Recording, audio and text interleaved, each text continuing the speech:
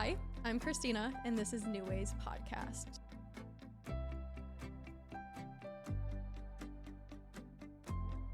Today, my guest is an actor, author, and mental health advocate, Siddharth Mallya. Thank you for being here with me. Hello. I'm also long-term NewWayz guest. Long time new. Yeah, Sid has been on here a handful of times because he's just such a great person. Super fan. Yeah. Can't keep away from Christina. What can I say? But today, besides that, today the topic we are discussing is one that's near and dear to my heart for sure, as well as potentially many others. Feeling unseen and unsupported, specifically by family. I know this hits me hard because I've had an interesting upbringing and it's something I've struggled with even today. And I know you are very vocal about your family and how you were raised. And I do love seeing you now flourish into the man that you are in the family that you have created yourself. Yeah. Yeah. So starting off, let's start with the early days. How do you feel like your family influenced your life? Let's put it that way. You know, it's interesting because I think this is one of those questions that if you'd asked me this like a year ago, 2 years ago, 3 years ago, I would have given you probably a different answer. Okay. So like my book that I wrote has one chapter about like how my parents, when they got divorced when I was very young, how that had an impact on me. Mm-hmm. And that was written 4 years ago, 5 years ago, whenever it was. I think my vantage point today from where I sit is very different to whenever it was when I wrote about it in the book. So what I might say now might be a little bit different. Good to know.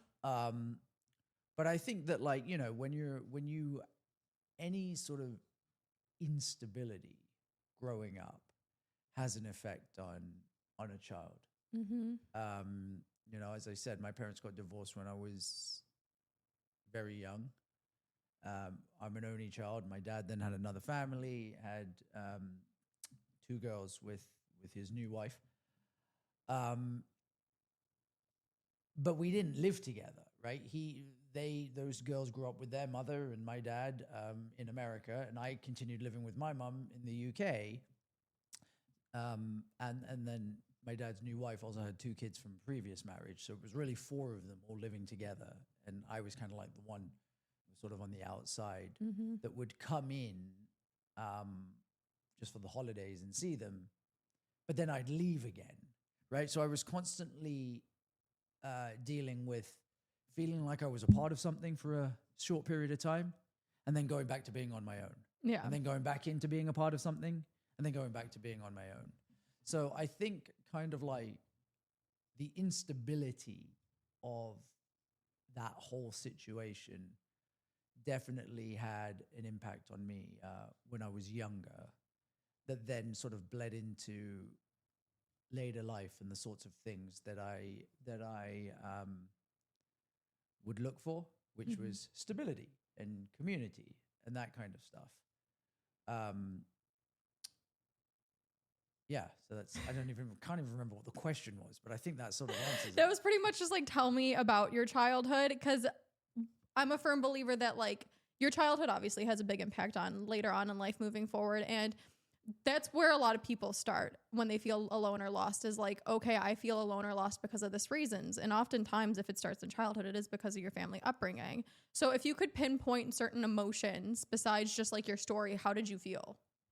Like label it At in the a way. time? Yeah. Not now, because I know when you get older and you gain more perspective, I things change. Yeah, but I think it's also one thing about talking about the past is that you can only talk about it from this present moment. Really? So what I'm about to say is an interpretation of what I think I felt back then. Okay. Do you know what I mean? Because Yeah. we're going back 30 years, right? It's like when you keep retelling a story or a memory, right? You keep replaying a memory in your mind.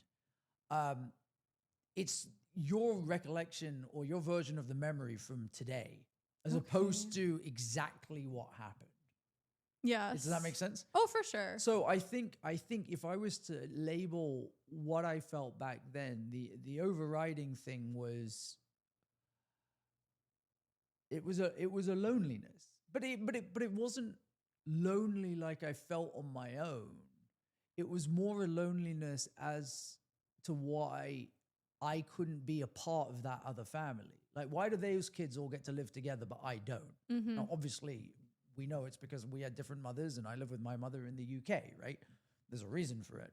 But as a child, you can't comprehend that. You're like, well, why do they get to be together, but I don't? So I think it was loneliness that probably then translated into confusion and anger.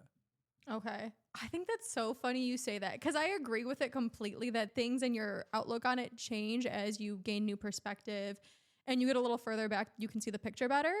But it's so funny also. I recently had a journey in Joshua Tree, and it allowed me to release some emotions. Basically, for anyone that doesn't know what that is, she did drugs.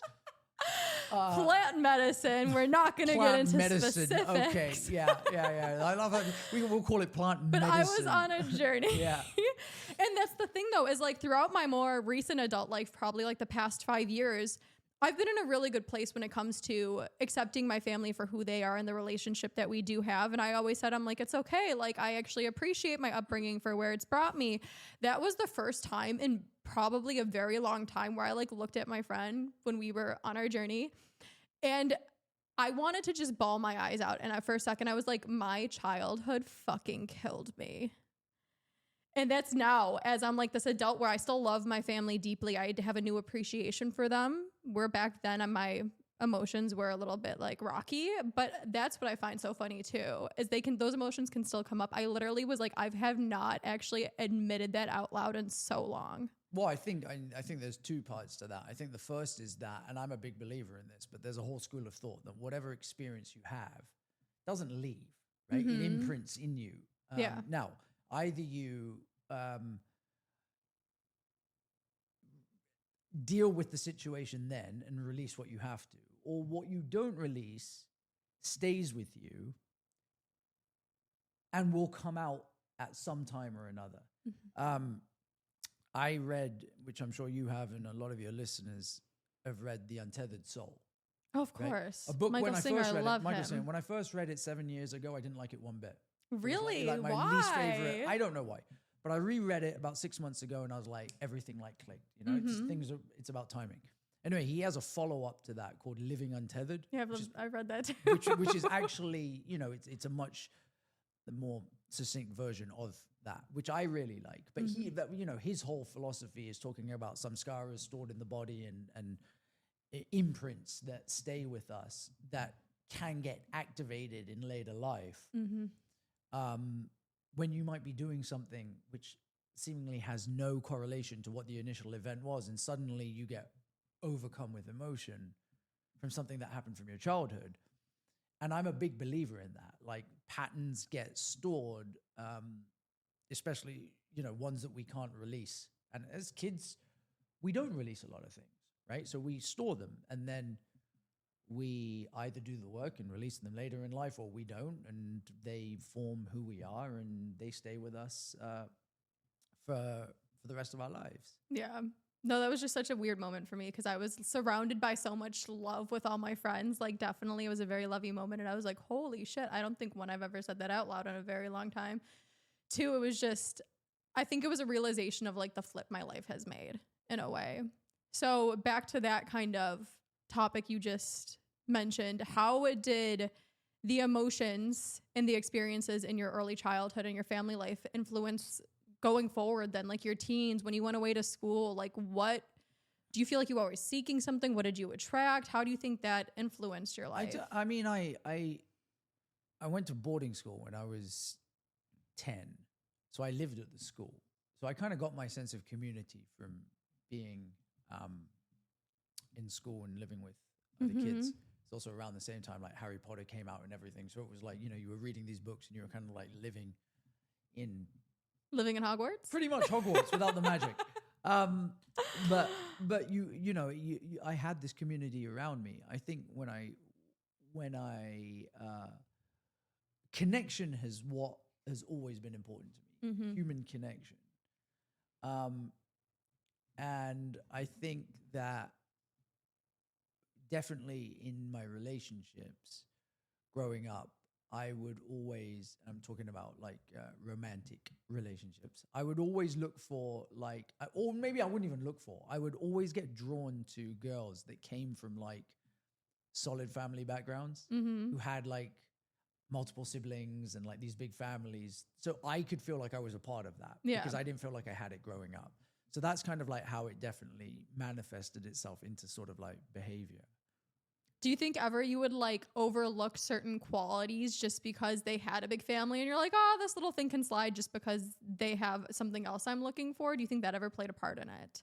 I don't know if other qualities would necessarily slide, or like I wouldn't look at those qualities, but I would definitely perhaps find myself in situations where the motivating factor of being in that situation was the feeling of being a part of something. That what that would give me. Okay. Would you ever turn somebody down if they didn't have a big family? No. I know that's not the case now because I know your wife. No. I don't. No. And I've never turned anyone down. Really? No, Ever? No. You've never turned anybody down romantically. You just love everybody you meet? No, I guess there's definitely been situations, right, where people have, I mean, it's like with anything in human life, right, where you're like, you just don't match with someone and someone may like you, you don't like them, or but that's still like turning somebody down. Yeah, I know, but I don't know. I think the term turning someone down is a little bit sort of like harsh. I more kind of like, yeah, I haven't been compatible with people. It just wasn't a good fit. Yeah. Okay, I get that. But that's never been because of, oh, I've looked at the family sort of thing. See, that's so interesting that that's the path that you decided to go on, though, because I know a lot of people also, they like to mimic certain things in their childhood subconsciously. Like me growing up when I was looking for a mate, like a lot of my exes definitely represent my relationship with my home life. Chaotic, distant. Like I always felt like if I could fix them, it was like me fixing a relationship with my mom or my dad. That's what a lot of people attract. Yeah, but I think a lot of people attract because they also don't know any different, right? Yeah. That's all you know. If you came from that background, it's very easy to bring chaos into your life because for two reasons. Number one, if you've only known chaos, then you don't really have anything to compare it against. Secondly, if you're used to chaos, the known is always safer than the unknown. Of course. So at least it's like, all right, I know this is chaotic, but I've dealt with it before. So it's not completely like foreign to me. And then you can feel somewhat of semblance of control with it because you've had experience with it. But you see that all the time with like people, like children that come from divorce.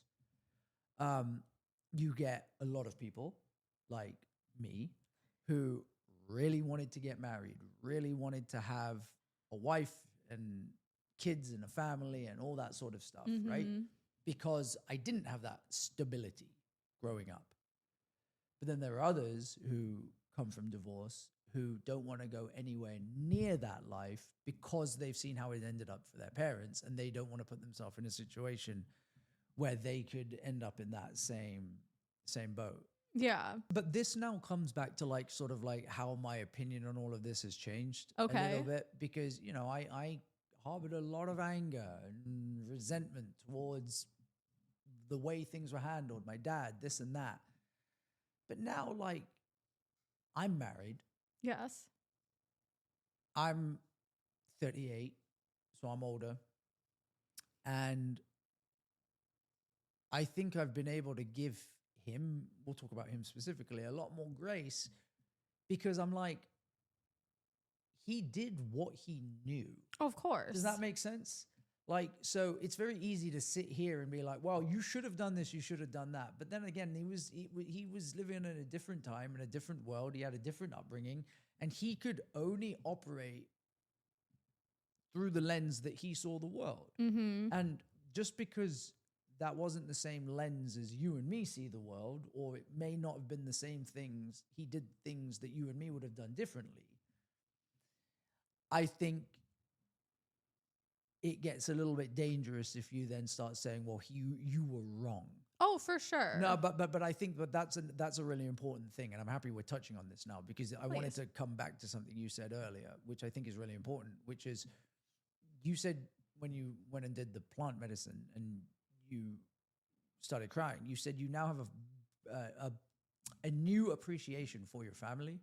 I mean, that's been a long journey and a long road, and definitely versus how I saw them when I was in it, or even my late teens. I love them, and I'm a firm believer too that people do the best that they can with what they know in the circumstances that they're in. But I think it's actually huge that you came to this realization. And I'll tell you why, because I know you've done this. I know I've done this. I know pretty much anyone that has gone through any sort of spiritual self-work journey, whatever you want to call it, has probably at some point or another experienced what I'm about to say, but they haven't made any shifts. Okay, what happens is that you have these experiences and then you decide to go and work on yourself.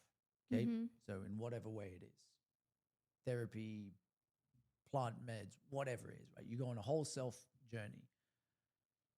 A lot of us then expect the people like our family who hurt us in life to automatically start seeing things through this new lens that we've developed because of the journey we've been on, right? And we, just because we've done the work and gone through a change, automatically expect them to change. Yeah. And then they don't. And we get disappointed. That's another heartbreak altogether. It's another heartbreak. But honestly, the only person who's responsible for that heartbreak is you. Oh, completely. Not them. Because now what's happened is, just because you've gone on this journey and you've found yourself, you can't expect them to be like, oh, cool, no, I actually now start seeing the world your way. And then what do people do? They get heartbroken. And then they start resenting their family even more. And they're like, well, my family's so stupid. My dad or my mom can't see things my way. They just won't work on themselves. Yeah, they won't work on themselves because they were also teenagers in 1950. Like, it was a different world. What do you fucking expect? My dad will even say you can't teach an old dog new tricks. Right? He's like, I'm too old, Christina. I'm sorry. And he means it. And my dad has said the exact same thing to me. He's like, Sid, I'm not going to change. Yeah. And I'm not giving people any free passes now. But just because you've done self-work, to then think that you're all high and fucking mighty, and I'm saying you, I'm saying anyone that's done this, to then start thinking that you're better than these people, or that they should suddenly start seeing the world your way because you're now enlightened, is actually not just dangerous, it's arrogant. It is. Right? So the fact that you were like, no, I went through this journey, I didn't expect them to change. I changed my view of the family because that's something I can control. That's actually, I think, the point that we should all be going through, right? When you do any sort of self-work. Yeah. It's about changing yourself so you can then change your relationship with them, as opposed to trying to change the other person. But I think a lot of this gets mixed. Oh, for sure. Right? And then what happens with self-work is that a lot of people think, well, now I'm better than my family, right? They're stupid. What's that going to do? It's going to cause It made my relationship worse at first, to be 100%. Honest with you, because when I saw this new side and this new light, I was like, I can help you now too, because I've helped myself. But then it's another heartbreak. It's more tension and fighting, because it's like, why can't you see it? I've definitely gone down that road, and I've realized, thankfully, and I've learned that it's not worth it, and it doesn't work. Accepting the person for who they are and trying to just be present with them and enjoy the moment for what they have to offer, to me, is key. Yes. I don't know about you. I think that's huge. And I think that, trying to change people, to be like, I can help you, I can do it. And then if they're like, no, to get like offended by it and be like, oh, well, you're so stupid. That mindset is actually very dangerous. And that's when I think self-work and spirituality gets dangerous, and it doesn't bring people closer together, which ideally should be the goal of all of this. It causes more of a rift. Right? Oh, completely. The minute anyone starts thinking they're high and mighty, I mean, it lost people elections. pretty recently, right? That kind of mindset. And I don't want to get into that. But that's the point, is that the minute you start thinking you're better than someone, is when all of this gets dangerous. And I think that can often happen with self-work. And I think that can often happen when we think about our family or the people that have hurt us. Instead, do the work on yourself so you can then gain a level of empathy and understanding and try to understand why they did the things they did. Now, I want to be very clear right now and say something, because I know that there are people who are probably watching this who are getting probably a little bit pissed off with me right now, being like, well, you don't know what my family did to me. Okay. Yeah. I've had I'm people going to tell say me this that. directly into the camera. Okay. I am not saying you forget the past. I am not saying you give people a free pass. And I'm not saying that you start condoning any bad behavior that might have happened towards you in the past. I am not saying that one bit. All I'm saying is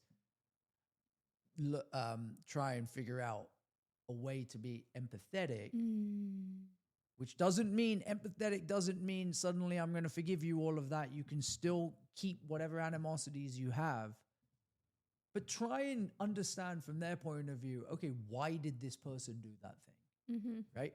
Now, maybe that's the actor in me talking, because like, when you're playing different characters, you want to try and understand why certain characters do certain things. Yeah. Right?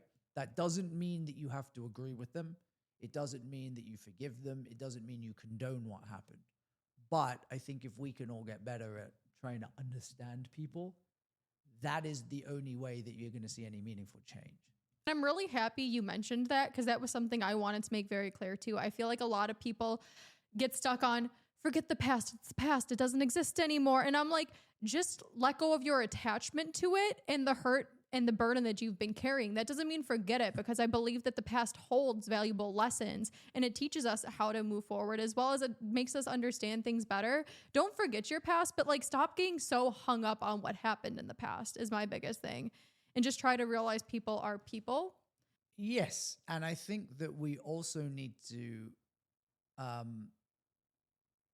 be a little bit careful about passing judgment on people when we haven't actually experienced what they went through. It's like when you hear parents being like, you get angry at your mom or your dad, and they're like, you just wait till you have kids. Yeah. And you're like, oh, that's such a fucking stupid thing to say. But actually, it's kind of true, right? I've done years worth of self-work. I got married a year ago, and I realized that I know nothing. I have to start again, because I'm now in a situation that I didn't have any prior experience in being in. Yeah. Right? So, I think it's what Brene Brown or one of these people says, like, if you haven't been in the arena, don't pass opinion on it. Kind of, I'm paraphrasing, but it's something like that, which it's like, yeah, okay, I get it. I didn't like what so-and-so did. My parent, my brother, my aunt, whatever. And by the way, I'm not talking about like real horrific stuff. I'm talking about like, the way they micro parented me. traumas in a way. Yeah, not the like, way that they dealt with certain situations. Okay, I understand that. You wouldn't like that. But have you been in the same situation with a child? Have you known what it was like? So we don't really, and this is why I said what I said a few minutes ago, which is like, be upset by all means, but also try and figure out why they did the things they did, the same way that you did with your mom. Yeah. And I think that's the only way you're going to I actually brought that to her attention. Like, I was just like, can we have a conversation about this really quick? Not expecting anything in return. Cause a lot of times, like, things I say aren't always received by my family, and I'm okay with it. And I don't try to force it on them. It came up in a casual conversation one day, and she was literally like, thank you for like realizing that. So I was actually shocked. I do think open communication, and it brought us a little closer. For sure. I had the same thing with my mom. Like, growing up during the divorce, after this, I thought my mom was the devil, because I couldn't understand, why did this family get to live together, all these kids, and I couldn't? Well, you must be the problem, mom. You're the one that's stopping me from living with them. You know what I mean? You don't know any better at that age. Obviously, you're older and you understand that wasn't the case at all. Yeah. And also, are there things that maybe people could have done better during that period? Of course. But my mum was the age that I am now when that divorce happened, which is not young, but it ain't old. And it's like, you were young. Yeah. And you did what you did in that situation with no prior experience, and you did what you thought was right in the moment. So let me ask you this then. What were ways that you came to these realizations? I don't know, if I'm honest. Like, I don't want to, I can't pinpoint it. I think this is one of the other things with like self-work is that you do I'll give you an example. I'll use an analogy. When I was at drama school in the UK for my master's, it's a year long, about, I'd say probably 8 months later, the head of our course used to do private acting sessions for like groups of students who she used to teach, like who had graduated. Yeah. And I went and I did a scene in it, and she's like, "That was really good, Sid." She's like, "It's working. The training's working." And I was like, "What do you mean?" She said, "A lot of the time, because when you're at the school, you're so in it and so much information is being thrown at you. It sometimes takes 1, 2, 3 years to actually let what you've learned settle into the body and for us to start seeing results." So she's like, "I'm seeing like all that work you did back then is working now." And I think we can apply that to kind of like the self-work as well, is that a lot of the time we do this work expecting to see results. Sometimes we do. But other things need time. You can intellectually understand something, but it takes a lot of time to actually get that into your way of being. And so when I say I don't know, it's because it just clicked at different moments for no rhyme or reason. Do you know what I mean? Yeah. Like, I could have worked with it with my therapist, and then actually I finally got to the place of peace 3 years later.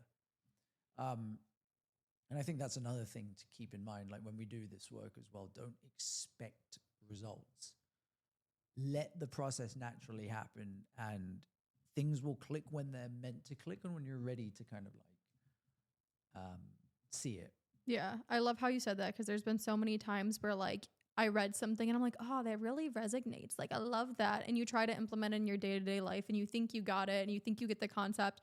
And then there's finally a time when you do get it. Like, I feel it in my body. Like, it's an energy shift. It's an emotion shift. And you're like, holy shit, I actually get it now. It's one thing to know things. It's a whole nother thing to feel it and embody it. For sure. And it's like with anything, it's conditioning.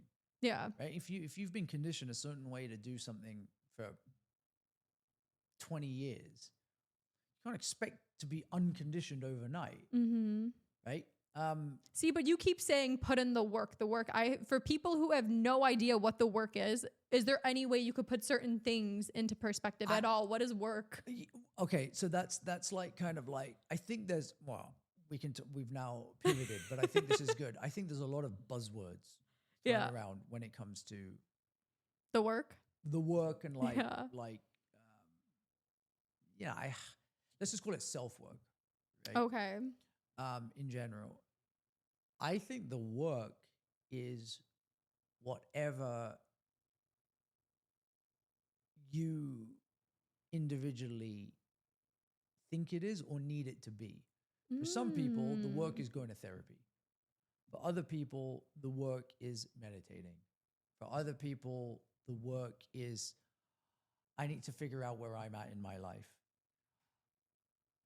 I don't think there's any sort of framework as to what the work is. For some people, it's a combination. I was going to say, for me, it's been like a bunch of different things that have all turned into a beautiful mix. It's about figuring out for yourself individually, where am I? Where do I want to go? Or who do I want to be? And then working backwards to figure out what do I have to do to attain that.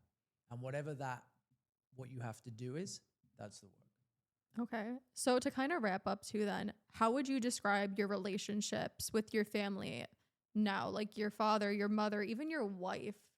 Amazing. My wife is like... She's a gem. I tear up talking about her. Like, by the way, and I should say this to your listeners, I'm currently in LA right now shooting a film. So I've been away from my wife for 3 weeks. By the time I get home after shooting this, I will have been away from her for a month. And I I'd never experienced this before, right? Because I've never had to go and be away from a spouse for that long. But not only do I miss her so much, because she literally is my best friend. We have so much fun together, and every minute with her is just fun, right? It really is fun. But the fact that I can be here shooting this film and have a wife sitting back in London that is so supportive of me, not just supportive of my dreams and my ambitions in life, but the fact that she's like, you know what? I know it's going to hurt me a lot, but you go and do your thing for a month. Like, this is not an insignificant amount of time. Yeah. You know what I mean? It's only 12 months in a year. One of those, I know, I'm a month's like a gone. long time. It's not a significant amount, but the very fact that she can be there, and I know she misses me a lot. I know how much I miss her, but the very fact that she can be like, it's okay, you go and do your thing, I will be fine, and be so supportive, not once make me feel guilty, not once make me feel like I'm like just thinking about myself, not once making me feel uneasy in any way. Like, you know, I could not ask for a better support in my life. And, you know, and a lot of people might be like, well, that's the least you should expect. I mean, honestly, we should expect that from everyone. Very rarely do you get it. Completely. However, and I couldn't be happier with her. And the relationship she has with my parents is beautiful as well. Like, I think for my mum, she's the daughter she never had. And my dad, the way that he is with her, it's really nice to see from the outside as well. And knowing that I can be away, and they're all there in the UK, and they have such a close relationship that, you know, they're there for each other. It's good. So would you say also too, now looking back, you have a better relationship with your father and with your mom, and it's kind of full circle. You guys have this like this amazing little family right now too. Yeah. But but I different. but I also think it's because, you know, I'm like close to 40 and you get to a stage in life where it's like, you know, relationships change simply by the fact that they're both 70. My dad's 69. He'll be 70 in a few months. I'm almost 40. I'm married now. And I think because of that, relationships just tend to repair themselves. Yeah. I don't want to say repair as if like it was massively broken, but I think just certain things is you get to a certain age and it's like, yeah, it kind of works itself out, or it's just like that's exactly it. It works itself out if you allow it to. Yeah, if you allow it to. And I think that's so beautiful though, because anybody who's going through it right now, even like, I'm a firm believer, I'm like, wait, focus on becoming the best version of yourself, which it seems like what you focused on, and everything will fall into place. It does get better as long as you allow it to, and as long as you work on yourself. I feel like a lot of times when people are in it, they don't see a way out, but we forget that things are constantly changing. For sure. So just doing the best that we can for ourselves and for others is probably what's the most beneficial, in my opinion. That is true. Oh, Sid, thank you so much. Of course. You're such an insightful guy. I was not. No, genuinely, I appreciate you coming on the podcast, and honestly, just as a friend. Thank you. And thank you guys for listening. Until next time, I love you.